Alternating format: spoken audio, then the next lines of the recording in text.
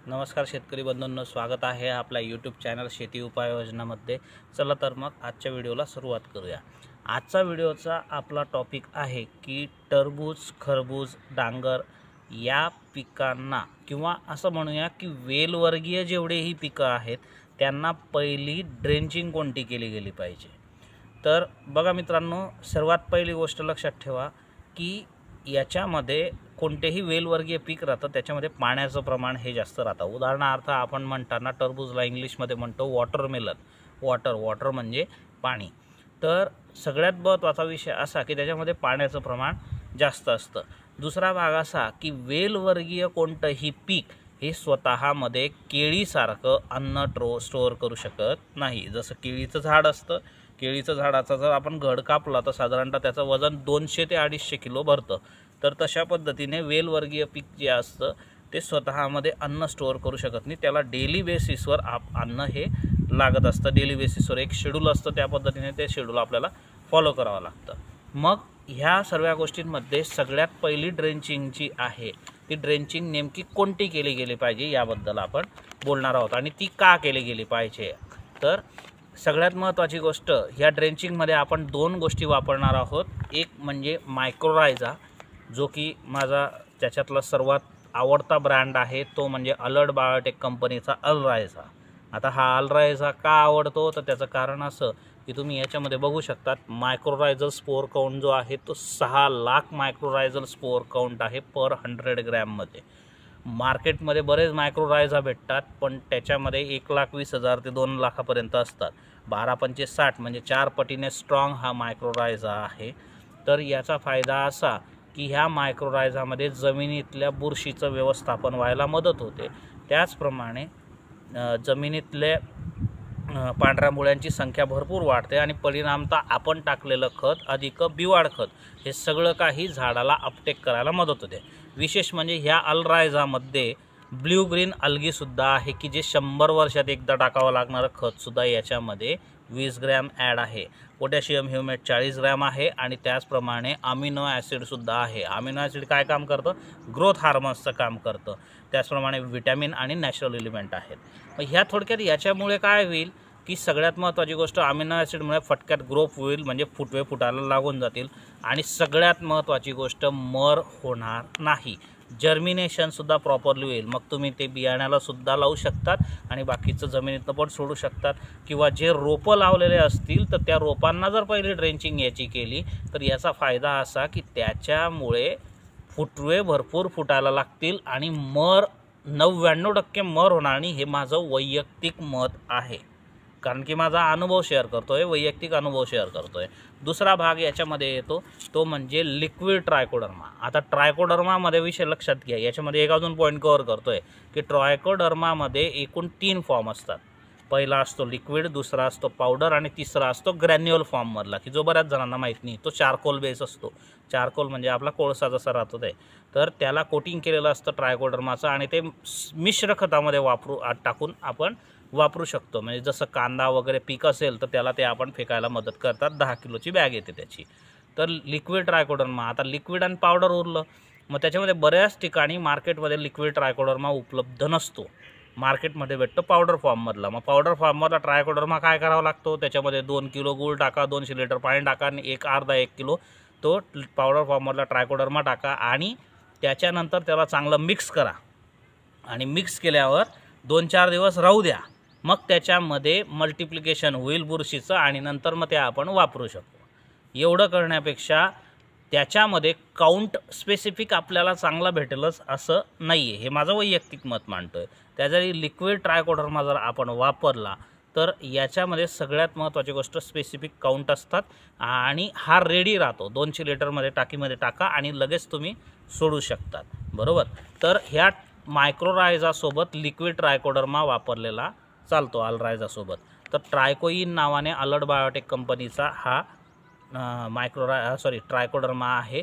तर ट्रायकोडर्माचा सगळ्यात महत्त्वाचा फायदा मी मागे पण सांगितलं होतं, लोहा लोहे को काटता है, तशा पद्धतीने जमिनीतल्या बुरशीचं व्यवस्थापन करण्यासाठी मित्रबुरशीचा वापर केला पाहिजे। तर ही मित्रबुरशी आहे, ही काय करते, अति पाण्यामुळे मुळ्यांना सड लागते आता झाडाला अन्नग्रहण कुठून होतं? जमिनीतनं. कोणाद्वारे होतं? माध्यम कोण बनतं? मुळ्या. आता त्या मुळ्यांना जर सड लागली तर झाडाला अन्नग्रहण होईल का? नाही. आणि मग त्याच्यानंतर झाडाचं तर म्हणणं राहतं की माझं पोट भरलं पाहिजे, म्हणून झाड काय करतं? पानांमधलं क्लोरोफिल म्हणजे हरितद्रव्य अन्न म्हणून घेऊन टाकतं, म्हणून झाडाची पानं खालून पिवळी व्हायला सुरुवात होतात. आणि आपल्याला पानं पिवळी व्हायला लागली की त्याच्यानंतर आपण म्हणतो की याच्यामध्ये डिफिशियन्सी निर्माण झालेली आहे. याच्यामध्ये मग मायक्रोन्यूट्रनचा फवारा मारा, टॉनिकचा फवारा होता. झाड आपल्याशी बोलतं ते संकेत ओळखता आले पाहिजे. मग मुळ्यांची सड जर क्लिअर करायची असेल त्यासाठी कुठलंही रासायनिक औषध न वापरता, सरळ रासायनिक बुरशीनाशक न वापरता आपण ट्रायकोडर्मा ही जैविक बुरशी वापरू शकतो. ही जैविक बुरशी काय करेल? त्या मुळ्यांच्या सडला खाईल आणि मुळ्या रिलीज होतील आणि त्याच्यानंतर जमिनीतला अपटेक जे आहे ते प्रॉपरली सुरू होईल. स्वस्त पण आहे आणि मस्त पण आहे. तर हे दोघंही आपण वापरू शकतो. याचं प्रमाण एकरी 1 पुडी आणि एकरी 1 लिटर आहे. या पद्धतीने जर आपण अल्ट्रायझा आणि ट्रायकोडिन याची ड्रेंचिंग जर टरबूज, खरबूज, डांगर किंवा कुठल्याही वेलवर्गीय पिकाला सगळ्यात पहिले ड्रेंचिंग जर केली तर याचा सगळ्यात मोठा फायदा एकच होईल की सरळ आपल्याला त्या ठिकाणी जर्मिनेशन जे आहे ते प्रॉपरली झालेलं दिसेल आणि त्या ठिकाणी पिकांमध्ये मरसुद्धा तुम्हाला दिसणार नाही. तर हा व्हिडिओ जर आवडला तर जास्तीत जास्त शेतकरी बंधूंपर्यंत शेअर करा, कारण की टरबूज खरबूजचं प्रमाण भरपूर प्रमाणात लागलेलं आहे. पहिले जमिनीतले खतं उचला, आपल्या जमिनीत काय पडलं आहे ते पहिले उचलून घ्या आणि मग त्याच्यानंतर बाकीच्या खतांचा विचार करा. टरबूज खरबूजमध्ये अजून एक गोष्ट होते ती म्हणजे की जर सुरुवातीलाच जैविक तुम्ही वापरून घेतलं तर नंतर शेड्यूल असं राहतं की दर 2-3 दिवसामध्ये तुम्हाला रेग्युलरली खतं सोडावे लागतात, लिक्विड खतं, वॉटर सोल्युबल खतं. पण ते सोडत असताना मग एक तर जैविक सोडता येत नाही, कारण की जर जैविक सोडायचं म्हटलं तर सोडण्याच्या 4-5 दिवस अगोदर आणि 4-5 दिवस नंतर तुम्हाला मध्ये रासायनिक द्यावं लागत नाही, कारण की तेवढा ड्युरेशन पिरियड त्यासाठी महत्त्वाचा राहतो. मग या दृष्टिकोनात जर आपण विचार केला तर मध्ये आपल्याला हे स्पेसिफिकली हे म्हणा, वेस्ट डिकम्पोजर म्हणा, EM1 म्हणा किंवा इतर कोणत्या गोष्टी म्हणा जैविक त्या देता येणार नाही, म्हणून सुरुवातीलाच हे दिलेलं कधीही योग्य असं माझं वैयक्तिक मत आहे. हा व्हिडिओ आवडला तर जास्तीत जास्त शेतकरी बंधूंपर्यंत शेअर करा, लाईक करा आणि सबस्क्राईब करायला विसरू नका. Stay tune. पुढच्या व्हिडिओमध्ये लवकरच भेटूयात. तोपर्यंत नमस्कार शेतकरी बंधूंनो, स्वागत आहे आपल्या यूट्यूब चॅनल शेती उपाययोजनामध्ये. चला तर मग आजच्या व्हिडिओला सुरुवात करूया. आजचा व्हिडिओचा आपला टॉपिक आहे की कुठल्याही पिकाला आपण जी फवारणी करतो त्या फवारणीचं नियोजन आणि व्यवस्थापन कसं केलं गेलं पाहिजे. त्याच्या अगोदर थोडी आपण इतिहासाची माहिती घेऊया. पूर्वीच्या काळी जमिनीची पत जी होती ती खूप चांगल्या प्रमाणात होती. हरित क्रांतीचा नावाखाली रासायनिक खतांचा वापर सुरू झाला आणि त्याच्यानंतर फवाऱ्यांची संख्यासुद्धा वाढत गेली. पूर्वीच्या काळी फक्त 2च फवारे मारले जायचे कपाशीसारख्या पिकाला सुद्धा. तर त्याच्यानंतर बोंडअळीचा प्रादुर्भाव यायला लागला, उत्पन्न घटायला लागलं. आजच्या 1970 साली जर आपण बघितलं तर आपल्याला एकरी 30 क्विंटलसुद्धा दादर पिकलेली आहे जुन्या लोकांना, पण आज आपल्याला एकरी 10 क्विंटलसुद्धा दादर पिकत नाही. मग याचं कारण काय? या सर्व गोष्टींमध्ये जर विचार केला तर आता पारंपरिक शेती राहिलेली नाही आहे. पूर्वीच्या काळी कसं होतं, याने 10-26 कट टाकलं म्हणून त्याने टाकून द्यायचं, किंवा याने हा फवारा मारला अमुक म्हणून तो आपण फवारा मारायचा. त्याचप्रमाणे आता तशी गोष्ट राहिलेली नाही आहे. आता आपल्या जमिनीची पत वेगळी, शेजारच्या शेतकऱ्याच्या जमिनीची पत वेगळी, त्याचं बिवाड खत वेगळं, आपलं बिवाड खत वेगळं. त्या दृष्टिकोनातनं आपल्याला फवाऱ्याचं सुद्धा योग्य नियोजन आणि व्यवस्थापन करणं गरजेचं आहे. पण बरेच शेतकरी बंधू हे कमी शिकलेले असतात किंवा त्यांना कंटेंट, ड्रग याच्याबद्दल माहिती नसते. त्यामुळे मग फवाऱ्याचं नियोजन कसं करावं डेट बाय डेट याची माहिती घेणं खूप गरजेचं आहे. तर त्या दृष्टिकोनातनं एक फवारा जो आहे तो आपला अमावस्येच्या सोबत ठेवावा, हे माझं वैयक्तिक मत आहे. आता अमावस्येच्या सोबत का ठेवावा? त्याचं कारण म्हणजे अमावस्येच्या काळ रात्री पतंग अंडी घालतात हा निसर्ग नियम आहे आणि त्याच्या 2 दिवसानंतर अंडीतनं अळी बाहेर येते. मग त्याच्यासाठी आपण काय करतो, बऱ्याच वेळेस अळी आपल्याला जेव्हा दिसायला लागते तेव्हा आपण फवारा मारतो. याच्या जागी जर आपण अमावस्येच्या दुसऱ्या दिवशी किंवा त्याच्या 48 तासानंतर जर आपण फवारणी केली आणि त्याच्यामध्ये सिलिकॉन बेस स्टिकरचा वापर केला तर अळीचा प्रादुर्भाव 100% कंट्रोलमध्ये होतो. त्याचप्रमाणे एकात्मिक पद्धतीने हे जर व्यवस्थापन केलं तर संपूर्ण शिवारातील आजूबाजूच्या शेतकऱ्यांना सुद्धा याचा फायदा होतो आणि एकात्मिक कीट नियंत्रण व्हायला मदत होते। सिलिकॉन बेस स्टिकरचा वापर का करावा यापूर्वी मी सांगितलं आहे, कारण की अळी जी असते, समजा आपण पोगावर्गीय पीक व्हायला, जसं ही ज्वारी लावलेली आहे, तर ज्वारीमध्ये समजा पोग्यामध्ये अळी असते, वरच्या बाजूला अळी नसते, तर अळी पोग्यामध्ये असताना तिथपर्यंत औषध गेलं पाहिजे, पोग्यापर्यंत अळीच्या पोटाला ते औषध लागलं पाहिजे। त्या दृष्टिकोनातनं सिलिकॉन बेस स्टिकर हे स्प्रेडर म्हणून आणि पेनिट्रेशन म्हणजे पानामध्ये जिरवण्याचं काम करतं आणि ॲक्टिवेटर म्हणून सुद्धा काम करतं। म्हणून प्रत्येक फवारणीत, रासायनिक फवारणीत सिलिकॉन बेस स्टिकरचा आवर्जून वापर करावा। बरेच शेतकरी असं म्हणतात की आता पावसाळा आहे म्हणून स्टिकर वापरायचं, बाकीच्या वेळेस वापरायची गरज नाही, अजिबात नाही, ते चुकीचं आहे। प्रत्येक रासायनिक फवारणीत सिलिकॉन बेस स्टिकरचा वापर आवर्जून केला गेला पाहिजे। तर पहिलं नियोजन आपलं झालं याच्यासोबत, अमावस्येसोबत। दुसरं नियोजन, आता याच्यामध्ये दुसरा पार्ट असा येतो की झाड आपल्याशी बोलतं, परमेश्वर हा संकेताच्या स्वरूपात आपल्याशी बोलत असतो।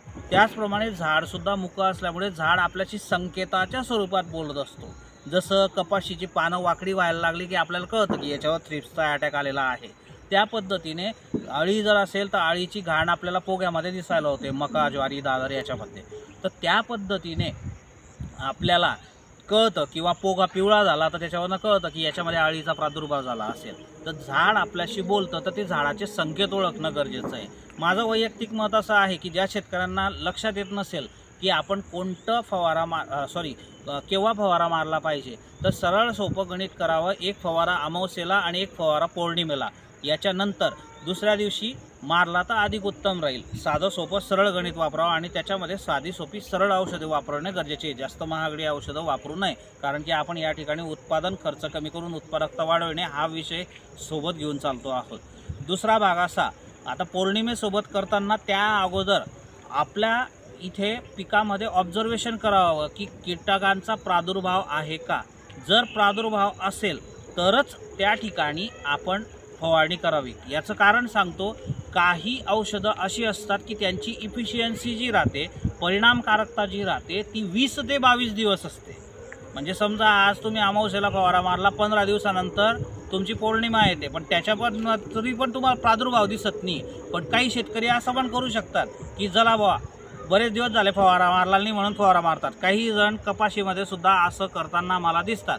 मी बऱ्याच शेतकरी बंधूंना सांगतो की कपाशीमध्ये 45 दिवसापर्यंत तुम्हाला फवाराच मारण्याची गरज नाही आहे। त्यावेळेस पशुपक्ष्यांना खायला काहीच नसतं, त्याच्यामुळे पशुपक्षी जे राहतात जुलै महिन्यामध्ये सुद्धा, जून महिन्यामध्ये कीटकुल असतील, अळी असेल, ते सगळं खातात। त्याच्यामुळे आपल्या इथे मित्र कीटकांद्वारे सुद्धा आपल्या इथे नियोजन आणि व्यवस्थापनाचं, रस शोषण करणाऱ्या किडींचं आणि अळीचं होत असतं। पण आपले शेतकरी बंधू बऱ्याच वेळेस काय म्हणतात, चला 30 दिवस होऊन गेले, 1 महिन्याची कपाशी होऊन गेली, आता फवाराच मारलेला नाही आणि सरळ फवारा मारता। अरे ते झाड आपल्याशी बोलतं, ते झाड आपल्याला सांगतंय की माझ्यावर अजून काहीच इफेक्ट नाही आहे, मी क्लिअर आहे। उलट आपण फवारा मारून ते झाडाचं पान लुसलुशीत करून टाकतो।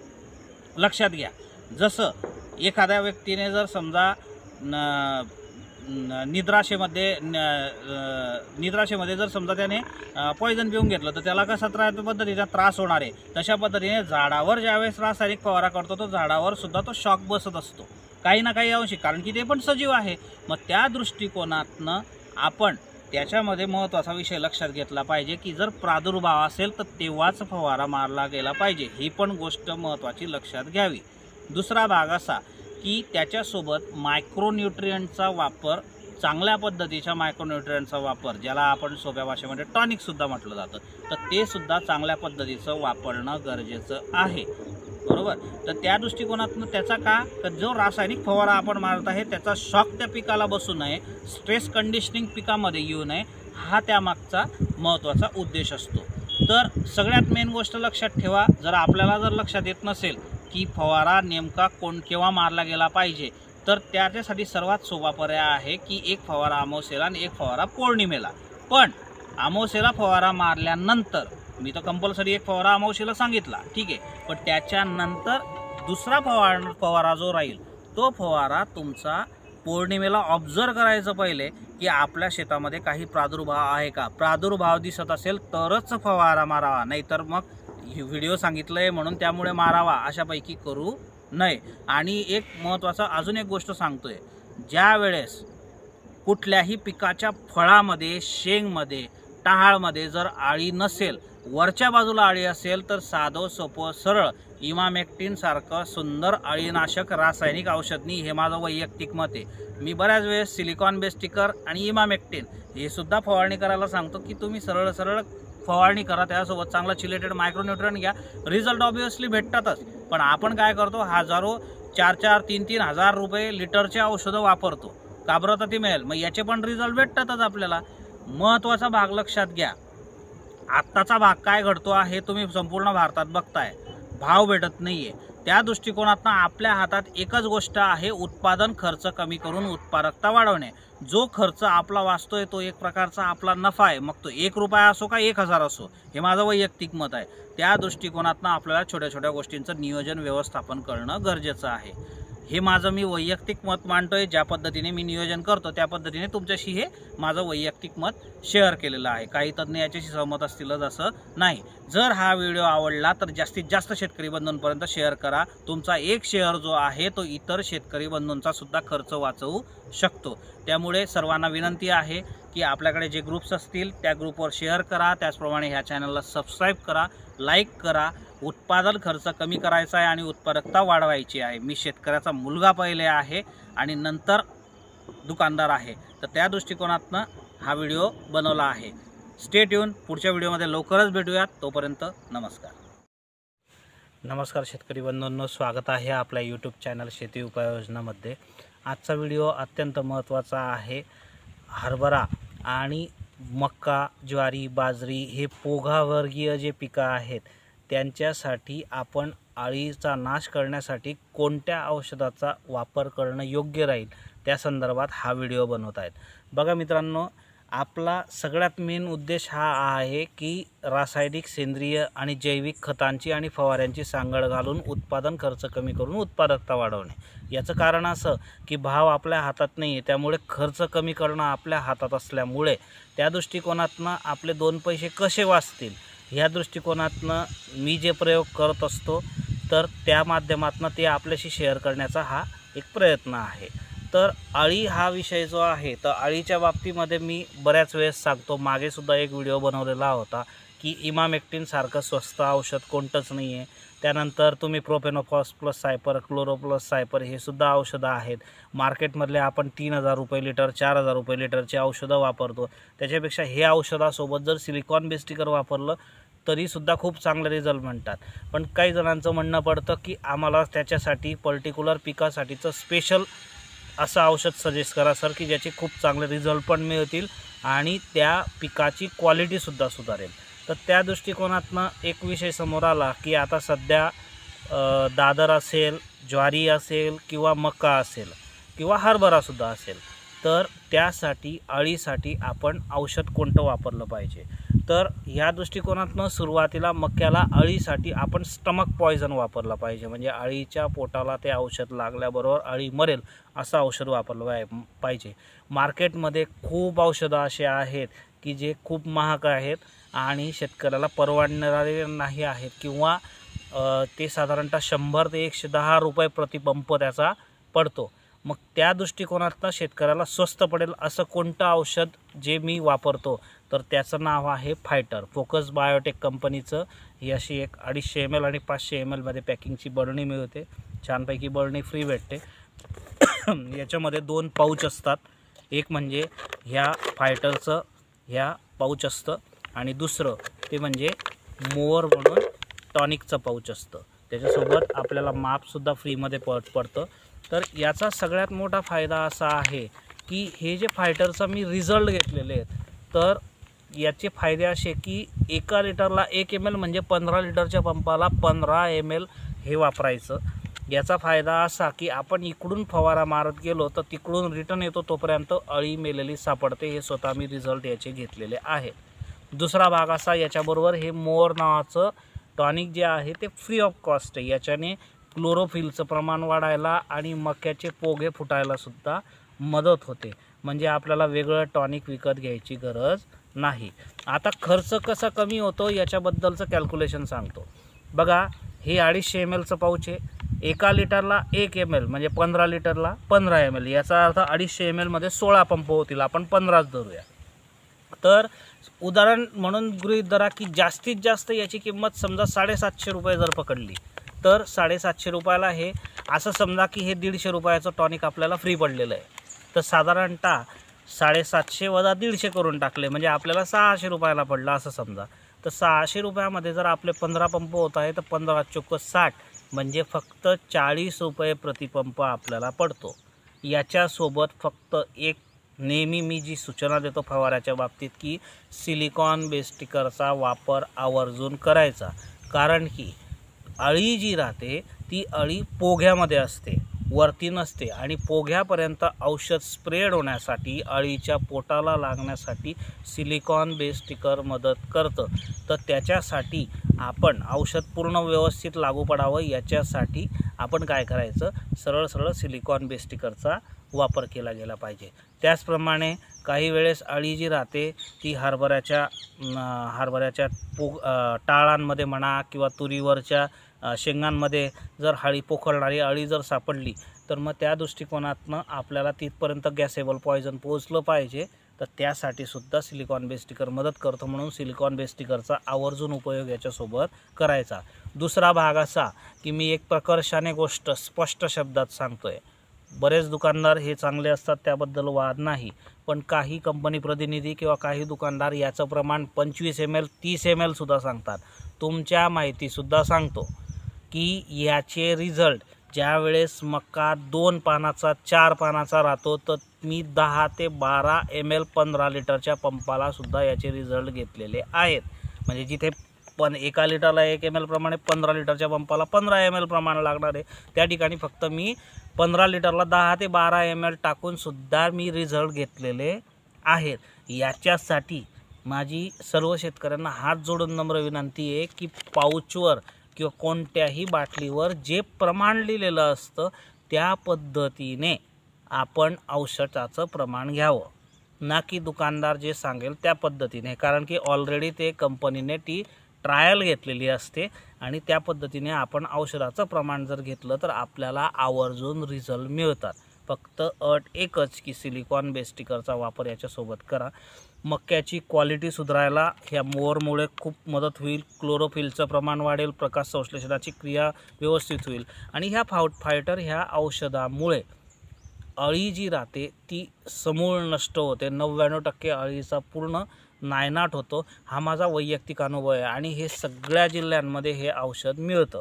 तर हा व्हिडिओ कसा वाटला तर आवर्जून कमेंट करा आणि जर व्हिडिओ आवडला तर इतर शेतकऱ्यांचा पण खर्च कमी व्हावा ह्या दृष्टिकोनातनं हा व्हिडिओ शेअर जरूर करणार. या व्हिडिओला लाईक करा आणि आपल्या चॅनलला सबस्क्राईब करायला विसरू नका. कारण की आपला उद्देश एकच आहे, उत्पादन खर्च कमी करून उत्पादकता वाढविणे. चला तर मग लवकरच पुढच्या व्हिडिओमध्ये भेटूया. तोपर्यंत नमस्कार. नमस्कार शेतकरी बंधूंनो, स्वागत आहे आपल्या यूट्यूब चॅनल शेती उपाययोजनामध्ये. आजचा व्हिडिओ अत्यंत महत्त्वाचा आहे. स्टे ट्यून, शेवटपर्यंत व्हिडिओ बघा. चला तर मग आजच्या व्हिडिओला सुरुवात करूया. आजचा व्हिडिओचा आपला विषय आहे की वेस्ट डिकम्पोजरचा वापर करून आपल्या जमिनीची पत कशी सुधारवता येईल आणि उत्पन्न कसं वाढवता येईल. बघा मित्रांनो, एक म्हण आहे, धरणी माता आपली आई आहे, तिची तुम्ही काळजी घ्या, ती आपल्या पिकाची काळजी घेईल. आजच्या 20 वर्षापूर्वी आपल्याला जे उत्पन्न येत होतं ते आज आपल्याला येतं आहे का? नाही येते. मग याचं कारण काय? तर अतिरासायनिक खतांचा आणि फवाऱ्याचा वापर इतका बेसुमार वाढलेला आहे, त्यामुळे आपली जमिनीची पत खालावत आहे. मग आपल्याला कसं कळणार की आपली जमीन जी पत जी आहे ती चांगली आहे का वाईट? तर डोळे बंद करून अनवाणी आपल्या जमिनीवर चालून बघा. जर आपल्या जमिनीवर चालल्यावर आपल्याला गादीवर चालल्याची फिलिंग जर येत असेल तर समजायचं की आपली जमीन जी आहे ती सुपीक आहे. मग आता तुम्ही म्हणाल की याचा वापर जर झाला तर हे जे वेस्ट डिकम्पोजर आहे तर ह्याचा वापर का म्हणून करावा? तर याचं कारण आहे, बघा, जीवाणू हा शेतीचा आत्मा आहे. जमिनीत जीवाणू असतील तरच आपल्याला उत्पन्न येणार आहे. तुम्ही म्हणाल कसं काय? तर याचं सोपं कारण आहे की ज्या वेळेस एखादी जमीन असेल तिची लेवल करायची असेल तर लेवल केल्यानंतर पहिले 3 वर्षापर्यंत उत्पन्न खूप कमी येतं. त्याचं कारण असं त्या ठिकाणचे सगळे जीवाणू खाली दाबल्या जातात आणि ठिकाणी मग हळूहळू पाऊस पडतो, पालापाचोळा पडतो, तो कुजतो, त्याचा काष्ट पदार्थ तयार होतो, त्याच्यापासून सेंद्रिय कर्ब तयार होतो, जीवाणूंची निर्मिती होते, मग ती जमीन हळूहळू सुपीक व्हायला लागते. या सर्व प्रोसेसमध्ये त्यांना 3 वर्ष त्या जमिनीमध्ये उत्पन्न घ्यायला लागून जातात. हे मी नाही सांगत आहे, हा इतिहास सांगतो आहे. मग त्या दृष्टिकोनातनं आपल्या जमिनीत जीवाणू जितके जास्त त्या पद्धतीने आपल्याला उत्पन्न वाढू शकतं. मग याच्यासाठी आपल्या भारताच्या गाझियाबाद कृषी विज्ञान संस्थेचे प्राध्यापक आदरणीय डॉक्टर किशन चंद्रा यांनी राष्ट्राला समर्पित केली आहे हे वेस्ट डिकम्पोजर, गाईच्या शेणाच्या कल्चरपासून हे जीवाणू बनवलेलं कल्चर आहे. तर हे कल्चर जे आहे याचा कसा वापर करायचा त्याबद्दल तुम्हाला माहिती देतो. तर ही 40 रुपयाची बॉटल आहे फक्त. याचा वापर आपल्याला 200 लिटर पाणी घ्यायचं, टाकी स्वच्छ धुवून घ्यायची अगोदर, त्याच्यामध्ये 200 लिटर पाणी भरायचं, त्याच्यामध्ये 2 किलो गूळ टाकायचं, सेंद्रिय गूळ, आणि त्याच्यामध्ये हे कल्चर जे आहे ते हात न लावता काडीने काढून टाकायचं, थोडंसं पाणी भरून झाकण बंद करून मिक्स करायचं, ते पण त्यात टाकून द्यायचं आणि सकाळ संध्याकाळ जेव्हा वेळ मिळेल तेव्हा ते ढवळायचं आणि वरून गोणपाट किंवा कलतांने वगैरे झाकून द्यायचं. हे 5 ते 7 दिवस असं ठेवा. त्याच्यामध्ये जीवाणू मल्टिप्लाय होतील आणि त्या जीवाणूंना खाद्य म्हणून आपण त्याच्यामध्ये गूळ टाकत असतो. मग हे जे जीवाणू आहे तर एकरी 50 लिटर ते पाणी आपण ड्रिपने सोडा, मोकळ्या पाण्यामध्ये सोडा किंवा स्प्रिंकलरमधनं सोडा, तर त्याच्यामुळे जमिनीतल्या जीवाणूंची संख्या वाढेल. आता जीवाणूंची संख्या वाढेल म्हटलं की नेमकं बऱ्याच जणांना प्रश्न पडतो की आमच्याकडे पाणी आहे, फ्लड इरिगेशन आहे, तर नेमकं पाणी कसं देता येईल? सोपी गोष्ट आहे. तुम्ही एक 5-10 लिटरचा कुप्पा घ्या, त्याच्यामध्ये सलाईन टाका आणि सरळ तुमचं जे त्या ठिकाणी बेंड आहे त्या ठिकाणी सरळ ती सलाईन सोडून द्या. आता स्पष्ट बोलायचं झालं तर रासायनिक खते वापरताना बऱ्याच जणांचं असं झालं आहे की बाजारातलं गाजर गोड लागतं. मी 10 जणांना जर सांगितलं वेस्ट डिकम्पोजर वापरा तर त्यात फक्त 2च जण वापरतात, मग 8 जण वापरत नाही. तर मला सांगा, आपण सर्वजण शेतकरी आहोत, तर आपण एवढं तर ॲटलिस्ट करू शकतो की ज्यावेळेस मोकळं पाणी भरतोय त्यावेळेस बाजूला कुप्पा ठेवून त्याच्यामध्ये नुसती सलाईन सोडून द्यायची. ते जीवाणू असं थोडी की प्रत्येक चारीमध्ये गेलंच पाहिजे, ते कुठेही जावं, ते सर्व मल्टिप्लाय जमिनीमध्ये होईलच. मग त्या पद्धतीने आपल्याला सरळ फ्लड इरिगेशनमध्ये सुद्धा आपल्याला सोप्या पद्धती सोडवा. थोडक्यात काय, जीवाणूंची संख्या जितकी वाढवणार तितकं आपल्याला उत्पन्न येईल. मग कसं येईल? जमिनीतला पालापाचोळा कुजेल, त्याचा काष्ट पदार्थ तयार होईल, त्याच्यापासून सेंद्रिय कर्ब तयार होईल, बरोबर, जीवाणूंचं ते खाद्य. अधिक आपल्या जमिनीत लक्षात घ्या की आपल्या जमिनीमध्ये अति पाण्यामुळे मुळ्यांना सड लागते, मग त्यावेळेस आपण ट्रायकोडर्माचा वापर करतो, बरोबर. आता मी माझं वैयक्तिक मत मांडतो आहे, काही तज्ज्ञ याच्याशी सहमत असतील असं नाही. मी प्रयोग केलेला आहे की जर आपण वेस्ट डिकम्पोजर वापरला तर जसं त्यांना आपण गूळ खाण्यासाठी आपण खाद्य म्हणून गूळ टाकलेला होता ड्रममध्ये, पण मग जमिनीमध्ये थोडी गूळ टाकणार आहेत, मग त्या ठिकाणी ते मुळ्यांची सडसुद्धा खातात. म्हणजे जैविक जी हानिकारक बुरशी असेल ती पण, आणि अधिक जमिनीतले हानिकारक जीवाणू बॅक्टेरिया ते पण, आणि पालापाचोळा कुजवण्याचं काम करतात. त्याच्यानंतर दुसरी महत्त्वाची गोष्ट, ह्या वेस्ट डिकम्पोजरचा वापर अजून लक्षात घ्या, त्याचं नाव काय आहे? डिकम्पोजर. म्हणजे याचा अर्थ डिकम्पोजिशन म्हणजे विघटन करणे. मग याचा दुसरा काय उपयोग करता येईल? आपल्या घरचं जर शेणखत असेल किंवा तुम्ही जर कोणाकडनं शेणखत विकत आणलं तर त्याच्यामध्ये सुद्धा टोकरने होल करा आणि त्याच्यामध्ये सुद्धा हे वेस्ट डिकम्पोजरचं पाणी टाका.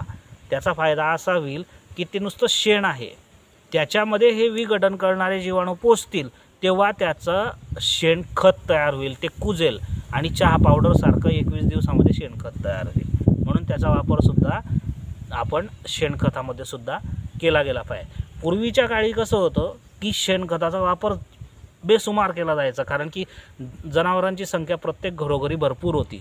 त्यावेळेस ट्रॅक्टर वगैरे बाकीच्या गोष्टी खूप कमी प्रमाणात होत्या, यांत्रिकीकरण खूप कमी प्रमाणात होतं, त्याच्यामुळे जैविक खतं तर त्या शेणखताच्या निमित्ताने जमिनीमध्ये जीवाणू वाढत होते. दुसरा भाग शेणखत टाकण्याचा हाच आहे. मग आता आपण सुद्धा त्या दृष्टिकोनातून जमिनीचे जीवाणू वाढवण्याची गरज आहे. तर ह्या पद्धतीने जर आपण केलं तर तो आपल्याला फायदा होऊ शकतो. पुढच्या वेळेस जर आपल्याला परत बनवायचं असेल द्रावण, तर त्यावेळेस आपण काय करायचं, जे आपलं 200 लिटरचं द्रावण बनलेलं आहे त्याच्यातनं 10 लिटर आपण बाजूला काढून ठेवा, 5 ते 10 लिटर बाजूला काढून ठेवा, ते विरजण काढून ठेवा. जसं दुधाचं दही तयार करतो तशा पद्धतीने त्याचा वापर करा. परत ही बॉटल घ्यायची गरज नाही. आणि मग त्याच्यानंतर तुम्ही परत ते टाका, 2 किलो गूळ टाका आणि 200 लिटर पाणी टाका. सरळ सरळ आपलं द्रावण परत तयार होईल. म्हणजे विचार करा, जर कॅल्क्युलेशन केलं तर ही एक बॉटल आपल्या अख्ख्या गावाला सुद्धा पुरू शकते. पण महत्त्वाची गोष्ट ते करणाऱ्याला आहे. याचा दुसरा फायदा माझं ऑब्झर्वेशन असं आहे की हे जमिनीतले इनॲक्टिव्ह फॉर्ममधले जेवढे बी आपल्या जमिनीमध्ये विटॅमिन्स मिनरल्स आहेत त्यांना ॲक्टिवेट करण्याचं सुद्धा हे जीवाणू कार्य करतात. म्हणून उत्पन्न वाढतं. मी असे प्रयोगसुद्धा केले. माझ्या एका मित्राने 120 क्विंटल कापूस त्याचा ॲव्हरेज होता दरवर्षाचा. जेव्हा त्याने फरदडला वेस्ट डिकंपोजर कंटिन्यूअस सोडवायला सुरुवात केली तर त्याच्यानंतर 140 पर्यंत त्याचा रेशो गेलेला होता. पूर्ण फुलाची पाकळी वाढली आणि त्याच्यानंतर त्याच्या इथे गांडुळांची संख्या इतकी वाढली की डुकरांनी हैराण करून सोडलं होतं. हे प्रत्येकाचे वेगवेगळे अनुभव असतात. मला म्हणायचं एकच आहे, आपल्या जमिनीची पत सुधारा, अन्यथा पुढची पिढी शिव्या घातल्याशिवाय राहणार नाही. जे शेतकरी बंधू रासायनिकचा बेसुमार वापर करत आहे, ऑर्गॅनिक किंवा जैविकचा वापर करत नाही आहे, तर येत्या 15 वर्षामध्ये त्यांच्या जमिनीत तणसुद्धा उगवणार नाही. हे माझं वैयक्तिक मत आहे. त्याच्यामुळे आपल्या जमिनीची पत बघा, तुम्ही एक काळ असा होता की एका एकरला 30-30 पोते दादर घेतली जायची. मला चांगलं आठवतं आहे की एकरी कापूस जो आहे 5x5 वर कापूस घेतला जायचा आणि तो पण येताना 28 क्विंटल 30 क्विंटल असा कापूस मी बघितलेला आहे. मग मला सांगा, ती परिस्थिती आज का नाही आहे? आता फरक काय पडला? यांत्रिकीकरण झालं, वातावरण बदललं, ऋतुमान बदलत गेले, त्याच्यानंतर जमिनीची पत बदलली, हायब्रिड बियाणे आले. ह्या सर्व गोष्टींमध्ये आता आपल्याला पारंपरिक सोडून जसं यांत्रिकीकरणाकडे नियोजन व्यवस्थापन करावं लागणार आहे. पण त्यासोबत या सर्व गोष्टी करत असताना आपण सर्वात महत्त्वाची गोष्ट विसरतो, ते म्हणजे जमिनीची निगा घेणे. मला सांगा, तुम्ही ज्यावेळेस आजारी पडतात त्यावेळेस कुठे जातात? दवाखान्यात जातात. जर सकाळ संध्याकाळ प्रॉपर पोषक जेवण केलं, ज्या सीझनमध्ये जे फळ येतं ते फळ खाल्लं, तर आपण आजारी पडू का? नाही पडणार, बरोबर. मग त्या पद्धतीने आपल्या जमिनीची पत आपण व्यवस्थित ठेवण्यासाठी हे जीवाणूंचा वगैरे वापर केला तर त्याच्यामुळे जमिनीची पत सुधारते, तर परिणामतः आपली जमीन सुपीक राहिल्यावर आपल्याला उत्पन्नसुद्धा येणार आहे. तर हा महत्त्वाचा भाग आहे. तर वेस्ट डिकंपोजरचा वापर अजून करा. जर तुम्हाला याच्या संदर्भात काही प्रश्न असतील तर माझा डिस्क्रिप्शन बॉक्समध्ये नंबर दिलेला आहे, तर त्याच्यावर कॉन्टॅक्ट करा.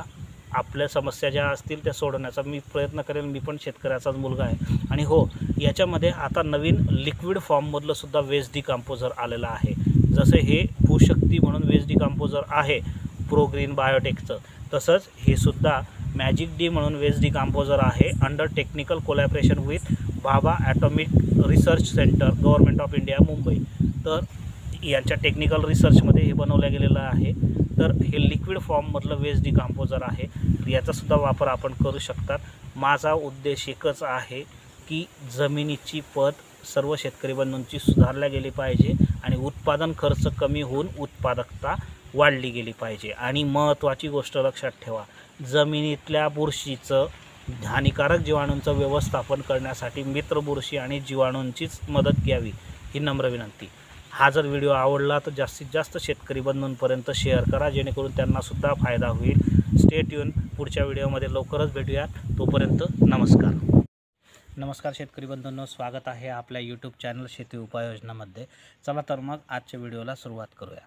माझं येड्याचं ऐका आणि हा व्हिडिओ शेवटपर्यंत बघा, कारण की आजच्या ज्या प्रॉडक्टबद्दल मी तुम्हाला माहिती देणार आहे त्याचा खूप दुसरा महत्त्वाचा उपयोगसुद्धा आहे. चला तर मग आजच्या व्हिडिओला सुरुवात करूया. आजचा व्हिडिओ आपला आहे तो म्हणजे निमॅटोड्सच्या गाठी कशा समूळ नष्ट कराव्या, निमॅटोडच्या गाठींचा कसा समूळ नायनाट करावा. निमॅटोडच्या गाठी ह्या मुळ्यांवर होत असतात. झाडाच्या मुळ्यांवर ह्या निमॅटोडच्या गाठी होत असतात आणि त्यासाठी शेतकरी वेगवेगळे पर्याय करत असतात. तर निमॅटोडच्या ह्या ज्या गाठी होतात, तर ह्या गाठी बघा, महत्त्वाची गोष्ट म्हणजे झाड आपल्याशी संकेताच्या स्वरूपात बोलत असतं. तर झाडाला तर तोंड नाही आहे, ते संकेत आपल्याला देतं आणि झाडाची जर आपल्याला योग्य संकेत मिळाली तर त्या पद्धतीने ती जर आपल्याला ओळखता आली तर आपल्याला नेमका त्याला आजार काय झालेला आहे तो पण ओळखता येतो.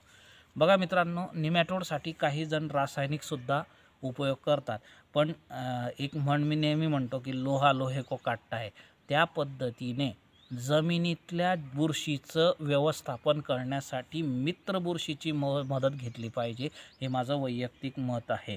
तर त्यानुसार निमॅटोडच्या गाठी ज्या आहेत तर याच्यासाठी आपल्याला सूत्रकृमी ज्या आहेत त्या सूत्रकृमीचं गाठी समूळ नष्ट केल्या जातात. तर त्या कशा पद्धतीने केल्या जातात, तर त्याच्यासाठी आपल्याला वापरायचं आहे अलर्ट बायोटेक कंपनीचं पॅसिलिओ एल म्हणून हे ऑर्गॅनिक औषध. तर याला आपण असं म्हणू शकतो eco friendly way to control nematode, म्हणजे नैसर्गिकरित्या निमॅटोडचा आपण समूळ नष्ट नाश करू शकतो. तर नेमकं हे पॅसिलिओ एल जे आहे तर याच्यामध्ये नेमकं काय आहे, तर याच्यामध्ये प्लॅसिलिओमायसिस लिलॅन्सिस ही परोपजीवी बुरशी आहे आणि ती बुरशी जी आहे ती निमॅटोडच्या गाठींवर आपली उपजीविका करते, मग ती त्याच्यावर वाढते. म्हणजे थोडक्यात काय, ही जी बुरशी आहे ही बुरशी निमॅटोडचा शत्रू असल्यामुळे निमॅटोडचं अचूक पद्धतीने नियंत्रण करत असते. मग निमॅटोडच्या गाठी झाल्या आहेत हे आपल्याला कसं काय समजू शकतं, तर त्याचे काही लक्षणं आहेत. तर ह्या सूत्रकृमींची जी लक्षणं आहेत, तर पिकावरची लक्षणांबद्दल आपण माहिती घेऊ. तर ती लक्षणं आहेत की मुळांना इजा झाल्याने पानं पिवळी पडायला लागतात, तसेच फुलं गळायला लागतात आणि फळांचा आकार लहान होतो. बघा आता प्रत्येक पिकाला झाडात अन्नद्रव्य जे भेटतं ते जमिनीतनं भेटतं. कोणाद्वारे भेटतं, मुळ्यांद्वारे भेटतं. मुळं त्याला सगळ्यात मोठा माध्यम आहे. त्याच मुळ्यांना जर सड लागली, काही प्रॉब्लेम झाला, बुरशी लागली, तर त्याच्यामुळे जमिनीतनं अन्नग्रहण भेटत नाही. पण झाडाचं म्हणणं असतं मला पोट भरायचं आहे, म्हणून झाड काय करतं, खालच्या पानांमधलं क्लोरोफिल म्हणजे हरितद्रव्य अन्न म्हणून घेतं आणि म्हणून झाडाची पानं हिरवीची पिवळी पडायला लागतात. आणि इतर सिम्पटमसुद्धा जसं फ्लावर ड्रॉपिंग आहे, फ्लावर ड्रॉपिंगची 10-12 कारणं आहेत. त्याच्यापैकी एक कारण हे पण आहे की अन्नग्रहण व्यवस्थित झालं नाही, तर त्यामुळे डिफिशियन्सी निर्माण होते, कमतरता निर्माण होते अन्नद्रव्यांची आणि परिणामतः फ्लावर ड्रॉपिंगसुद्धा होत असते. फळांचा आकार, बोरॉन, पोटॅश सारख्या गोष्टी न भेटल्यामुळे फळांचा आकारसुद्धा लहान जाऊन जातो. त्याचप्रमाणे पिकाची झाडाची वाढ खुंटते. बरोबर, पिकाची झाडाची जर समजा त्याला योग्य पद्धतीने जमिनीतनं नायट्रोजन भेटलाच नाही तर वाढ खुंटणारच आहे. त्या पद्धतीने झाडाच्या पिकाच्या मुळ्यांवर गाठी निर्माण होतात. मुळ्यांची लांबी कमी होऊन त्याचे झुपके तयार होतात, कॉईल होतात. बरोबर, तर त्याच्यामुळे आता मुळ्या अशा पसरत नाही आणि तिथल्या तिथेच थपकून राहतात आणि कॉईल व्हायला लागून जातात आणि मुळ्यांवर तपकिरी काळसर चट्टे पडायला सुरुवात होते. आणि त्याचप्रमाणे या सर्व कारणांमुळे पिकांमध्ये लक्षणीय उत्पादनात घट निर्माण होते. मग ह्या सर्व गोष्टींचा विचार करता आपण रासायनिकचा वापर न करता ह्या पॅसिलिओ एलचा वापर करून आपण सूत्रकृमीच्या गाठींचा समूळ नायनाट करू शकतो. आणि याचं प्रमाण जे आहे ते 1 लिटर हे प्रति एकरी आपल्याला वापरायचं आहे. तुम्ही जर गुगलला सर्च केलं पॅसिलिओ नावाने, PAECILO/L जर तुम्ही सर्च केलं तर तुम्हाला अनेक कंपन्यांचे प्रॉडक्टसुद्धा त्या ठिकाणी भेटतील. तर सांगायचं तात्पर्य आहे की सूत्रकृमींचा जो इलाज आहे तो आपण जैविक बुरशीच्या द्वारेच आपण केलेला अधिक उत्तम राहील. दुसरा भाग मी सुरुवातीला तुम्हाला म्हटलं होतं की याचाच दुसरा आपल्याला महत्त्वाचा उपयोग भेटणार आहे. तर त्याचा दुसरा महत्त्वाचा उपयोग असा करता येणार आहे की मी स्वतः हा प्रयोग केलेला आहे की याच्या सहाय्याने आपण जमिनीतल्या हुमणी अळीचा प्रादुर्भावसुद्धा कंट्रोल करू शकतो. हुमणी अळीचा प्रादुर्भाव कंट्रोल व्हावा यासाठी शेतकरी अनेक प्रकारचे घातक आणि अघोरी पर्याय करत असतात असं माझं वैयक्तिक मत आहे. याच्यातलाच एक पर्याय म्हणजे काय, तो म्हणजे क्लोरोसायपर 50% डायरेक्ट जमिनीतनं सोडायचं. म्हणजे जमिनीमध्ये जर ती हे गॅसेबल पॉयझन सोडलं की जमिनीमध्ये ती हुमणी अळी जी आहे ती त्याच्या कॉन्टॅक्टमध्ये आली की ती मरून जाईल.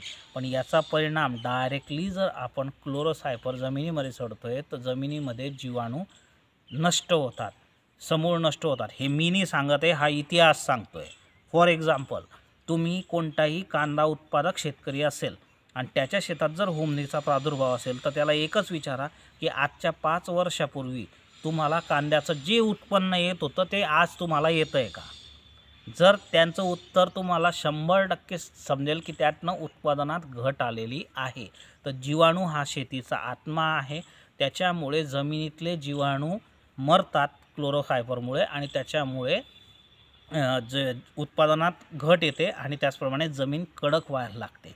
तर त्याच्या जागी जर आपण पॅसिलिओ एलचा वापर केला तर याचा फायदा दुसरा असा आहे की हे काय करतात, ही बुरशी त्या होमनी अळीच्या पोटात जाते आणि तिच्यातलं सगळं प्रोटीन जे आहे ते सुद्धा खाऊन टाकते आणि परिणामतः त्या होमनीचा प्रादुर्भाव समूळ नष्ट होऊ शकतो. अजून दुसरा भाग असा की त्याच्या जागी आपल्याला जर याच्या जागी दुसरं वापरायचं असेल तर तुम्ही मेटारायझियमचा दुधामध्ये सुद्धा वापर करू शकतात आणि ते सुद्धा सोडू शकतात. ते सुद्धा जैविक पद्धतीने होमनी अळीचं नियंत्रण करू शकतात. तर सांगायचं तात्पर्य असं की धरणी माता आपली आई आहे, तिची काळजी आपण जर घेतली तर ती आपल्या पिकाची काळजी घेणार आहे. Every action has an equal and opposite reaction. जसं कराल तसं भराल. मग त्या पद्धतीने आपण जमिनीतल्या बुरशीचं व्यवस्थापन हे मित्र बुरशीद्वारे केलं पाहिजे. हे माझं वैयक्तिक मत आहे. आजच्या 20 वर्षापूर्वी आपल्याला जे उत्पन्न येतं आहे ते आज येतं आहे का? अजिबात येत नाही. त्याचं कारण म्हणजे हरित क्रांतीच्या नावाखाली अति रासायनिक खतांचा आणि फवाऱ्याचा वापर. तर हा दुसरा वापर आहे. बऱ्याच जणांनी हा प्रयोग करून पाहिला नसेल तर आवर्जून करून पहा. होमनी अळीचं सुद्धा याच्याद्वारे खूप चांगल्या पद्धतीने नियंत्रण होतं. हे माझं वैयक्तिक मत आहे. हा व्हिडिओ कसा वाटला तर आवर्जून कमेंट करा. त्याचप्रमाणे जास्तीत जास्त शेतकरी बंधूंपर्यंत हा व्हिडिओ शेअर करा. त्यांना बऱ्याच शेतकऱ्यांना ह्याचा खूप प्रॉब्लेम आहे होमनी अळीचा, त्याचप्रमाणे सूत्रकृमीच्या गाठींचा. तर त्याचं नियंत्रण आपण उत्पादन खर्च कमी करून उत्पादकता आपल्याला वाढवता येऊ शकते. Stay tune. पुढच्या व्हिडिओमध्ये लवकरच भेटूयात. तोपर्यंत नमस्कार. नमस्कार शेतकरी बंधूंनो, स्वागत आहे आपल्या यूट्यूब चॅनल शेती उपाययोजनामध्ये. आजचा व्हिडिओ खूप अत्यंत महत्त्वाचा आहे, त्यामुळे सर्वांनी आवर्जून बघावा. आजचा व्हिडिओचा आपला विषय आहे की हरभरा पिकासाठी बीज प्रक्रिया कशी केली गेली पाहिजे आणि जमिनीतल्या बुरशीचं व्यवस्थापन आपण कसं करू शकतो. हे दोघंही विषय आपण ह्या व्हिडिओमध्ये आज कव्हर करणार आहोत.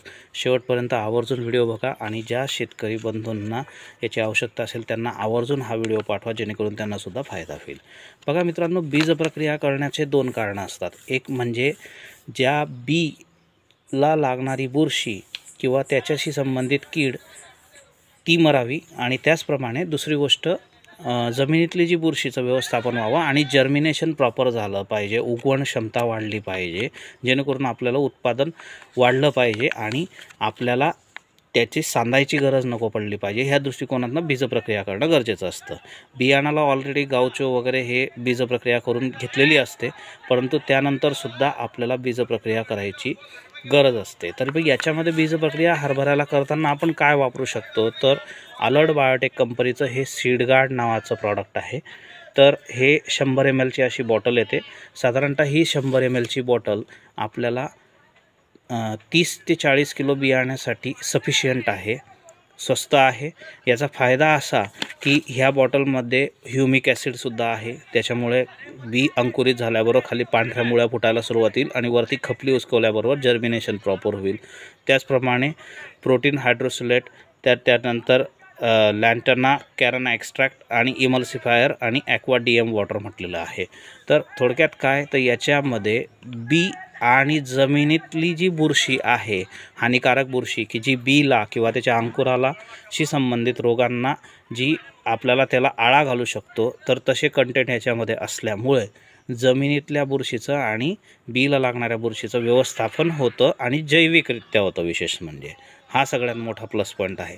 बघा, माझा जास्त करून जैविक ऑर्गॅनिकवर भर का असतो त्याचं कारण सांगतो. आपण एक म्हणतो, मी मागे पण सांगितलं होतं की लोहा लोहे को काटता है. तशा पद्धतीने जमिनीतल्या बुरशीचं व्यवस्थापन करण्यासाठी आपण मित्र बुरशीची मदत घ्यावी, ना की बुरशीनाशकाची. आता याच्यात दुसरी गोष्ट मी 2 प्रकार सांगणार आहेत. हा झाला एक पहिला प्रकार की आपण या पद्धतीने हरभऱ्याला चोळून किंवा इतर कोणत्याही पिकाला, धान्याला सुद्धा चोळून आपण बीजप्रक्रिया करू शकतो. दुसरा भाग, याच्यातनं ज्या शेतकरी बंधूंना, आता हा कोणासाठी सांगितलेला आहे, की जे शेतकरी ड्रीपने समजा ज्यांच्याकडे ड्रीप इरिगेशन आहे किंवा ज्यांच्याकडे स्प्रिंकलर आहे तर त्यांच्यासाठी हा ऑप्शन आपण दिलेला आहे। ते त्याचं दुसरं कारण पण सांगतो। पण ज्यांच्याकडे सरी पद्धतीने पाणी पडतात, पाणी भरतात, तर त्यांनी काय केलं पाहिजे, तर त्यासाठी दुसरा एक ऑप्शन येतो, तो म्हणजे मायक्रोरायझा एक आहे। अलरायझा नावाचं हे आपलं प्रॉडक्ट आहे। तर अलरायझा हे मायक्रोरायझा आहे, 6 लाख मायक्रोरायझर स्पोअर करून 100 ग्रॅममध्ये आहे। तर थोडक्यात काय, तुम्ही ज्यावेळेस पाणी भरणार तर त्याच्यानंतर आपल्याला हे मायक्रोरायझा जसं ड्रीपमधनं सोडतो तसं मोकळ्या पाण्यातनं सोडणं काही वेळेस शक्य नसतं। मग त्याऐवजी आपण काय करू शकतो की याचंच आपण बीजप्रक्रिया म्हणून वापर करून घ्यायचा। दुसरा भाग, समजा तुम्हाला 3 एकर हरभरा लावायचा आहे। मग 3 एकर हरभरा लावायसाठी जर मायक्रोरायझा वापरायचं म्हटलं तर किती लागेल, एकरी एक पुढीप्रमाणे 3 लागतील। पण बीजप्रक्रिया करताना जर तुम्ही याचा वापर करत असाल तर साधारणतः 100 किलो बियाण्याला 100 ग्रॅम जरी वापरला तरी चालतो मायक्रोरायझा। मी असं म्हणत नाही की हाच वापरा, तुमच्या भागात जो भेटत असेल तो मायक्रोरायझा वापरा, पण त्याचा वापर पण करू शकतात, पण त्याच किमतीमध्ये हा आपल्याला स्वस्तात पडतो। तिसरा भाग असा की याच्यामुळे काय होईल, तर मायक्रोरायझाची जैविक बुरशी ही जमिनीतल्या बुरशीचं व्यवस्थापन करेल। त्याच्यानंतर त्याच्यामधले असलेलं पोटॅशियम ह्युमेट जे आहे ते पांढऱ्या मुळ्या फोडायचं काम करेल आणि वरती खपली उचकली अंकुर फुटला की जर्मिनेशन प्रॉपर होईल आणि त्याच्यामध्ये असलेलं अमिनो ॲसिड हे ग्रोथ हार्मोन्सचं म्हणजे उंची वाढवण्याचं काम करेल। माझं हे सांगण्याचं दुसरं कारण असं की परत म्हणतोय, आता रब्बीचा हंगाम आहे तर खरीपच्या हंगामामध्ये पूर्वीचं पडलेलं खत, आपण टाकत असलेलं खत आणि अधिक त्याच्यापूर्वीचं जे स्थिर अवस्थेत पडलेलं खत, हे सगळं जे आहे त्या पांढऱ्या मुळ्या मुख्य मुळ्यांपर्यंत आणून देतात। म्हणजे एक प्रकारचं आपलं खताचं नियोजन होऊन जातं आणि झाडाला जे लागतं ते जमिनीतनं उचलत असतात। दुसरा भाग असा की याच्यासोबत मायक्रोरायझासोबत आपण एक अजून गोष्ट वापरू शकतो, ती म्हणजे लिक्विड ट्रायकोडर्मा, ट्रायकोइन म्हणून हे अलर्ट बायोटेक कंपनीचं प्रॉडक्ट आहे। तर ट्रायकोडर्मामध्ये मी 3 प्रकार येतात परत, की एक ग्रॅन्युअल फॉर्ममधला चारकोल बेस येतो, तो शक्यतोवर भेटत नाही कुठे। त्याच्यानंतर दुसरा येतो तो खतात कालवायचा असतो, दुसरा येतो तो पावडर फॉर्ममधला जो सगळीकडे बनतो, पण त्यातला काउंट कमी असल्यामुळे त्याला आपल्याला बनवावं लागतं। 2 किलो गूळ वगैरे पाणी टाकून 3-4 दिवस ठेवायचं आणि त्यानंतर ते वापरायचं। त्याच्या जागी हा रेडी असतो। याचा काय वापर करू शकतात, तर सरळ तुम्ही डायरेक्ट जमिनीत सोडू शकतात, 200 लिटरमध्ये कालवायचं आणि डायरेक्ट सोडू शकतात।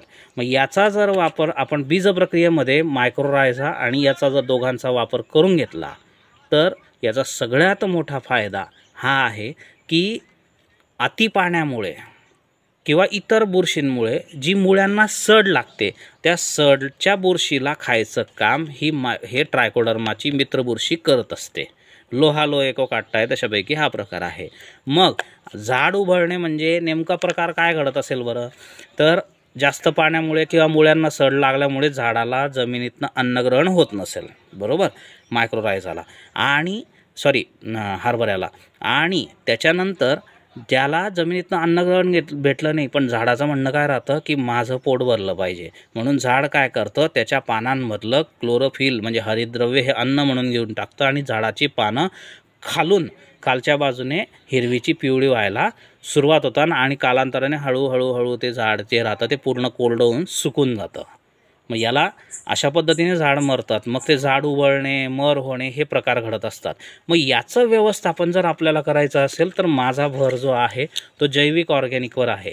मग याच्यामध्ये तुमच्याकडे 2 ऑप्शन येतात, की मी आता म्हटलो की तुम्हाला जर तुमच्याकडे ड्रीप इरिगेशन असेल आणि जर तुमच्याकडे स्प्रिंकलर असेल तर स्प्रिंकलरला तुम्ही पाईपाला एक होल करून त्या ठिकाणी आपल्या पंपाचं नोझल टाकून तुम्ही त्याच्या थ्रूसुद्धा हे ट्रायको आणि अलरायझा सोडू शकतात। म्हणजे तुम्ही फक्त बीजप्रक्रिया याच्याने करा, कशाने, सीड गार्डने बीज प्रक्रिया करा आणि नंतर ह्याला तुम्ही सोडू शकतात। पण ज्यांच्याकडे पाणी असेल त्यांनी सरळ ट्रायको अलरायझा वापरलं तरी चालेल, याची वापरायची गरज नाही। हे तिघही प्रॉडक्ट अलर्ट बायोटेक कंपनीचे आहेत। महत्त्वाचा विषय असा आहे की एक जेन्युइन प्रॉडक्ट शेतकऱ्यापर्यंत पोचावे आणि त्याची माहिती भेटावी ह्या उद्देशाने हा व्हिडिओ मी बनवलेला आहे। मी काही अलर्ट बायोटेकची ब्रँडिंग मार्केटिंग करतोय अशातला भाग नाही। त्यांचे खरंच प्रॉडक्ट जेन्युइन आहे, ज्याचं जे चांगलं आहे ते सांगावं या उद्देशाने हा व्हिडिओ। आणि मी स्वतः हे प्रॉडक्ट वापरून बघितलेले आहे, याचे अनुभव घेतलेले आहे। आणि शेतकऱ्याचा खर्च कसा वाचेल मग समजा आपण मायक्रोरायझा ज्यांच्याकडे ड्रीप आहे, चला त्यांनी पण सुद्धा सर बीज प्रक्रिया याच्याने केली तर काय होईल। समजा 3 एकर मायक्रोरायझा, 3 एकर जर समजा हरभरा असेल तर तुम्हाला 3 पुड्या मायक्रोरायझाच्या लागतील अलरायझाच्या आणि 3 लिटर ट्रायकोडर्मा आले, लिक्विड ट्रायकोडर्मा। कशाला? एकरी प्रमाण बघितलं तर एकरी 1 लिटर आणि 100 ग्रॅम।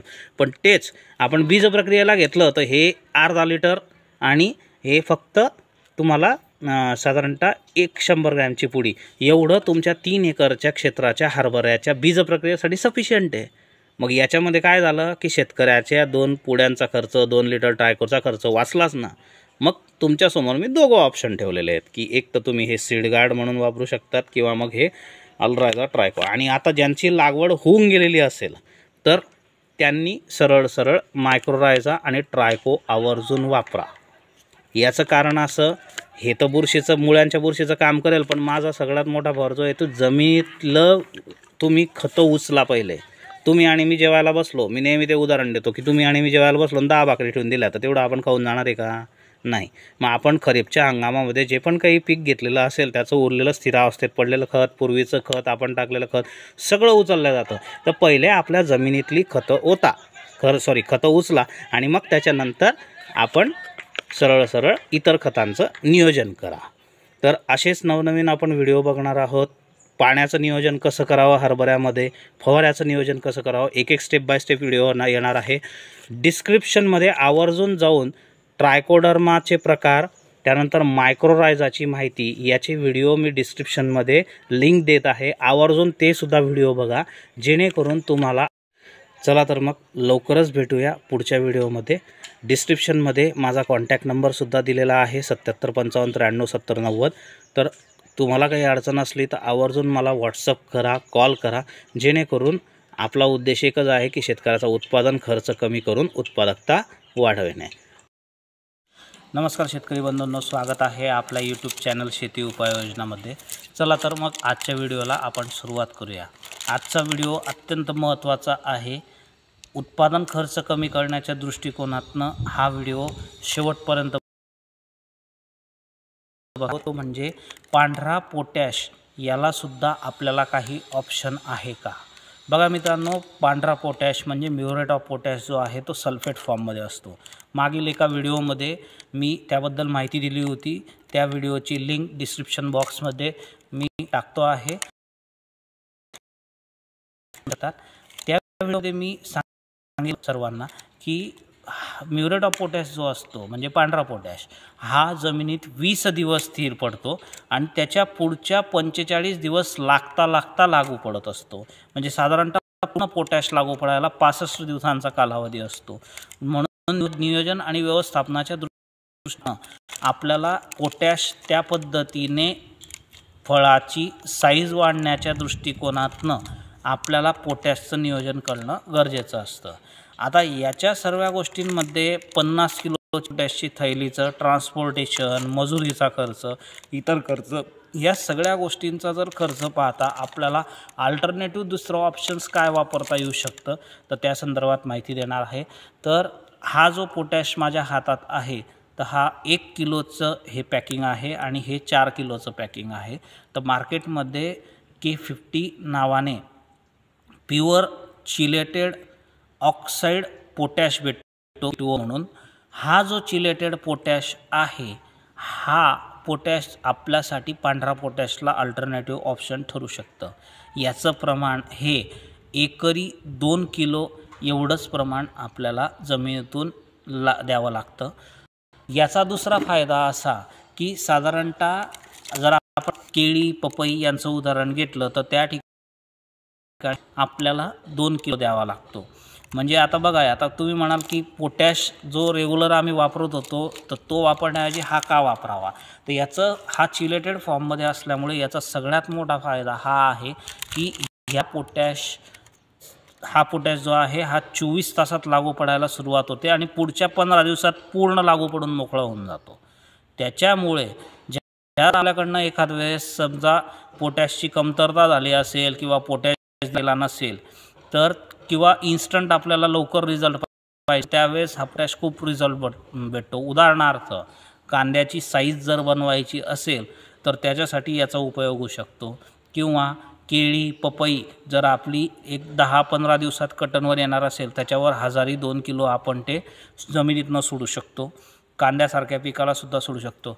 विशेष म्हणजे आता बरेच शेतकरी असं सुद्धा विचार करतात की आपला पांढरा पोटॅश जो आहे त्याचं पाणी करून आपण जमिनीतनं केळी पपईला सोडूया। तुम्ही पाणी जरी केलं तरी तो सल्फेट फॉर्ममध्ये आहे, तरी ते लागताना 20 दिवस जमिनीत स्थिर राहील आणि पुढच्या 45 दिवस लागता लागू पडणार आहे। त्या जागी हा पोटॅश जो आहे हा 15 दिवसात लागू पडणार आहे। दुसरा भाग असा की ह्या पोटॅशचा वापर आपण फवाऱ्यातनं सुद्धा करू शकतो। फवाऱ्यातनं असा करू शकतो, प्रति 15 लिटरच्या पंपाला फक्त 40 ml हा पोटॅश वापरू शकतो। तर याच्याने सुद्धा त्याची साईज वाढायला मदत होईल। म्हणजे उदाहरणार्थ कापूस पीक असेल, तुमची तूर असेल, हरभरा असेल, प्रत्येक पिकात ज्यामध्ये आपल्याला फळांची साईज वाढवायची आहे तर त्यावेळेस हा पोटॅश आपण फवाऱ्यातनं सुद्धा वापरू शकतो। मग उत्पादन खर्च कसा कमी होईल, हा साधारणतः 550 रुपये किलोच्या आसपास मार्केटला लिक्विड फॉर्ममध्ये भेटतो। आता हा लिक्विड फॉर्ममध्ये असून हा किलोमध्ये भेटतो। मग आता किलोमध्ये असल्यामुळे याची घनता जी आहे ती जास्त आहे, त्याच्यामुळे याच्यामधलं जर ml मध्ये प्रमाण करायचं म्हटलं तर ते साधारणतः 800-850 mlच्या आसपास भरतं। 750 ते 850 ml, 800 mlच्या आसपास याचं प्रमाण भरत असतं। त्यामुळे याला किलोमध्ये हा भेटत असतो। त्यामुळे जर आपण प्रतिपंप 40 ml प्रमाणे जरी धरलं तर 15 ते 17 पंप याच्यामध्ये होऊन जातात। म्हणजे फवाऱ्यातनं सुद्धा याचा वापर करू शकतो आणि अधिक जमिनीतनं सुद्धा वापर करू शकतो। आपल्याकडे ड्रिपची व्यवस्था असेल किंवा ड्रेंचिंग करू शकत असाल किंवा मोकळ्या पाण्यातनं सोडू शकत असाल, बेनिफिट हा होईल की त्याच्यामुळे तुमचा ट्रान्सपोर्टेशनचा खर्च वाचेल, मजुरीचा खर्च वाचेल आणि सगळ्यात महत्त्वाचं मी एक माझं वैयक्तिक गणित मांडतोय की ह्या पोटॅशचं साधारणतः मी एक पोटॅशची बॅगच्या ऐवजी याला एकरी 2 किलो वापरला तर ते रिझल्ट मला भेटू शकतात असं माझं वैयक्तिक मत आहे। एक पोटॅशची बॅग आपली 1700 रुपयाची आणि जर हा 2 किलो धरला तर 2 किलो 550 आणि 550 1100 रुपये रुपयाच्या ऐवजी आपला 1100 रुपये खर्च आहे आणि अधिक इतर खर्च ट्रान्सपोर्टेशनमध्ये तो सुद्धा वाचतोय। तर उत्पादन खर्च कमी करायच्या दृष्टिकोनातनं आपला हा पोटॅशचा फायदा होतोय। त्यामुळे माझं वैयक्तिक मत आहे आपण फवाऱ्यातनं आणि अधिक जमिनीतनं याचा वापर करून, चिलेटेड पोटॅशचा वापर करून आपण आपला खर्च वाचवू शकतो आणि उत्पादन पाहू शकतो। खूप जेन्युइन रिझल्ट भेटतील। ज्यांना कोणाला याच्याबद्दल सविस्तर माहिती पाहिजे असेल डिस्क्रिप्शन बॉक्समध्ये माझा कॉन्टॅक्ट नंबर दिला आहे, त्याच्यावर मला फोन करू शकतात। याचे फोटो मागवायचे असतील मी फोटो पाठवून देईल। त्यानंतर तुमच्या भागात तुम्ही तपास करा, त्या ठिकाणी ते भेटत असेल तर सुद्धा तुम्ही घेऊ शकतात। ठीक आहे, तर पुढच्या व्हिडिओमध्ये स्टे ट्यून। सर्व शेतकरी बंधूंना हा व्हिडिओ जरूर पाठवा, त्यांच्यासाठी महत्त्वाचा व्हिडिओ आहे आणि आपल्या ग्रुप यूट्यूब चॅनलवरील सर्व व्हिडिओ बघा, जेणेकरून आपल्याला नियोजन आणि व्यवस्थापन कसं करावं ह्या दृष्टिकोनातनं मला जे नॉलेज आहे ते तुमच्याशी शेअर करायला आवडतं, म्हणून मी व्हिडिओ बनवत आहे। ज्ञान दिल्याने वाढतं, कमी होत नाही। स्टे ट्यून, पुढच्या व्हिडिओमध्ये लवकरच भेटूया। नमस्कार शेतकरी बंधूंनो, स्वागत आहे आपल्या यूट्यूब चॅनल शेती उपाययोजनामध्ये। आजचा व्हिडिओ खूप महत्त्वाचा आहे, त्यामुळे शेवटपर्यंत जरूर बघावा ही नम्र विनंती। चला तर मग आजच्या व्हिडिओला सुरुवात करूया। आज आपण पपई पिकामधील व्हायरसबद्दल माहिती घेणार आहोत। बघा मित्रांनो, ह्या जगात व्हायरसला समूळ नष्ट करणारं औषधच उपलब्ध नाही आहे, हे माझं वैयक्तिक मत आहे। तुम्ही म्हणाल मी असं का म्हणतोय? जर कधी व्हायरस समूळ नष्ट झाला असता तर दरवर्षी जो पपई पिकावर व्हायरस येतो तर तो व्हायरस एक्झिस्ट असलेला आपल्याला दिसला नसता। पण बऱ्याच प्रमाणामध्ये बऱ्याच ठिकाणी हा व्हायरस दरवर्षी दिसून येतो आहे, याचा अर्थ तो व्हायरस समूळ नष्ट होत नाही आहे। दुसरा भाग असा की व्हायरस कोणकोणता येतो, तर येलो मोझॅक असेल किंवा लीफ कर्ल आले असेल, पाण्याची झाडाची पानं गोळा होणे वगैरे अशा प्रकारचे व्हायरसेस येतात। तर ह्या व्हायरस येण्याचं सगळ्यात मुख्यत्वे कारण जे आहे ते म्हणजे पांढरी माशी आहे। पांढरी माशी हा व्हायरस आणायचं काम करत असते। तर याच्यासाठी लक्षात ठेवावं की पपई पिकामध्ये जितका पांढरी माशीचा कंट्रोल राहील तितका आपल्या याच्यात व्हायरस कमी येतो। आता याच्यासाठी माझं वैयक्तिक ऑब्झर्वेशन आहे की जे शेतकरी बंधू ह्या पपई पिकामध्ये आंतरपीक जे आहे ते मका घेतात किंवा आजूबाजूला बाउंड्रीला मका लावतात, तर त्याचा परिणाम असा होतो की पांढरी माशी याच्यावरनं उठते आणि ती मक्यावर बसते। परिणामतः तिने तिची सोंड जर त्या मक्याच्या पानामध्ये खुपसली आणि त्या ठिकाणी व्हायरस सोडला तर मक्याचं पान ते रेजिस्ट करून टाकतो आणि परिणामतः याच्यावर व्हायरस येण्याचे चान्सेस कमी होतात किंवा प्रमाण कमी होता असं आपण म्हणूया। तर त्यामुळे जे शेतकरी बंधू पपई पिकामध्ये मक्याची आंतरपीक म्हणून घेतात त्यांना त्या ठिकाणी व्हायरसचं प्रमाण कमी असतं। दुसरी गोष्ट अशी की पांढरी माशीचं नियोजन करण्यासाठी एक गोष्ट करावी, ती म्हणजे एक फवारा ऑर्गॅनिक आणि एक फवारा रासायनिक मारावा। ऑर्गॅनिक फवाऱ्यामध्ये आपण लोमसीचा वापर करू शकतो। लोमसी हे गाईचं शेण, गाईचं गोमूत्र, गाईचं दूध याच्यापासून एक्स्ट्रॅक्ट केलेलं अर्क आहे। त्याचा वापर केल्यामुळे करपा जर असेल, डावणी, भुरी, थ्रिप्स, मावा, तुडतुडा, पांढरी माशी, अळी याचा कंट्रोल बऱ्यापैकी होतो आणि तो पण ऑर्गॅनिकरित्या होत असतो। हा माझा अनुभव तुम्हाला शेअर करत आहे। दुसरा भाग असा की त्याच्यासोबत रासायनिकमध्ये आपण थायमोथोक्झॉन, ॲसिटामाप्राइड किंवा बेस्ट ॲग्रो कंपनीचं रॉनफेनसुद्धा आपण वापरू शकतो, जेणेकरून पांढऱ्या माशीचा प्रादुर्भाव कमी होईल। ज्यावेळेस आपण रासायनिक फवारा मारणार त्यावेळेस आवर्जून सिलिकॉन बेस स्टिकरचा वापर करावा, कारण की पपईचं पान मोठं असतं।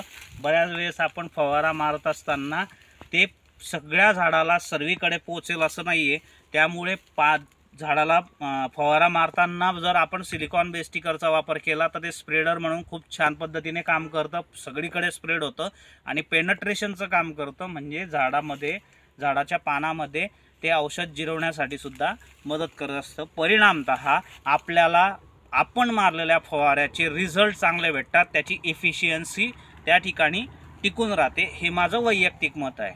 कंटिन्युअस एकच ड्रग वापरू नये, आलटून पालटून ड्रग वापरले पाहिजे आणि ज्या वेळेस तुम्ही रासायनिक फवारा मारणार त्यावेळेस रस शोषण करणारी कीड किंवा पांढऱ्या माशीचं औषध आवर्जून वापरावं असं माझं वैयक्तिक मत मी ह्या ठिकाणी नमूद करतोय, जेणेकरून व्हायरस कंट्रोल होईल। आता लक्षात घ्या, जर व्हायरस येऊ नये याच्यासाठी एक आपण लोमसी जर मारलं किंवा व्हायरस जास्तीत जास्त प्रमाणामध्ये आपण पांढऱ्या माशीला कंट्रोल ठेवलं तर व्हायरसचं प्रमाण कमी होईल। पण जर व्हायरस आलाच तर मग काय केलं पाहिजे, तर लक्षात घ्या, जर ह्या जगामध्ये व्हायरस आला तर व्हायरस आल्यानंतर त्याला फक्त आपण कंट्रोल करू शकतो, म्हणजे आहे त्या ठिकाणी थांबवू त्याला शकतो, पण समूळ नष्ट करू शकत नाही। पण त्याला जर ढगाळ वातावरण, आभ्रट वातावरण, शिडशिड पाऊस अशा पद्धतीचं पोषक वातावरण भेटलं तर तो व्हायरस परत चाल करायला लागतो, म्हणजे व्हायरस आल्यानंतर आपल्याला फवारा मारणं आलंच। मग त्यासाठी व्हायरस रिलेटेड एक ऑर्गॅनिक फवारा जो आहे तो प्रिव्हेंटिव्ह म्हणून पण मारू शकतो आणि व्हायरस आल्यानंतर सुद्धा आपण मारू शकतो, तो म्हणजे लोमसीचा फवारा मारू शकतो। आणि दुसरी गोष्ट, ज्यावेळेस व्हायरस आलेला आहे आणि तो कंट्रोल करायचा आहे तर त्यावेळेस दोन औषधं सुचवतोय। एक म्हणजे अलर्ट बायोटेक कंपनीचं व्हायरस 100 म्हणून येतं आणि दुसरं त्याच्याबरोबरच डिकोडर म्हणून येतं अलर्ट बायोटेक कंपनीचं। स्वस्त औषधी आहेत, तर त्याचा वापर जर आपण केला तर पपईचा व्हायरस थांबवू शकतो। त्यानंतर आनंद ॲग्रो केअरचं सुद्धा व्हायरसचं औषध आहे, ते सुद्धा खूप चांगल्या पद्धतीने रिझल्ट देतं, तर ते सुद्धा आपण वापरू शकतो। परिणामतः आपल्या इथे व्हायरस कंट्रोलमध्ये राहील। थोडक्यात काय, व्हायरस येऊ नये आणि आला तर काय करावं हे मी माझे जे अनुभव घेतलेले आहेत हे शेअर करण्यासाठी मी हा व्हिडिओ बनवला आहे। जर आपल्याला व्हिडिओ आवडला तर जास्तीत जास्त शेतकरी बंधूंपर्यंत शेअर करा आणि स्टे ट्यून। लाईक करा, कमेंट करा आणि डिस्क्रिप्शनमध्ये माझा मी कॉन्टॅक्ट नंबर दिलेला आहे, त्यावर कॉन्टॅक्ट करून आपल्याला जर काही माहिती हवी असेल तर बिनधास्त आपण विचारू शकतात। मी माझे सगळे अनुभव पिकांमधले शेअर करतोय। ज्ञान दिल्याने वाढतं, कमी होत नाही, हाच त्यामागचा उद्देश आहे। धन्यवाद।